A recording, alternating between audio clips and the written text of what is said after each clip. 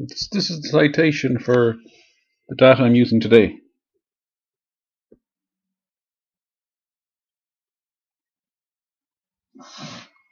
So I have a bit.ly set up to access the data on the internet.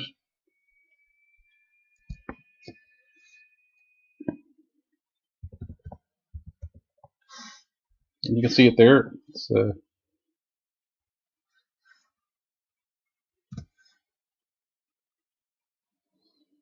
this tells you all about the data set, all the different attributes.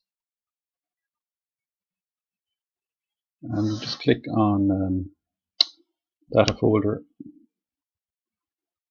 and you can get the zip file here.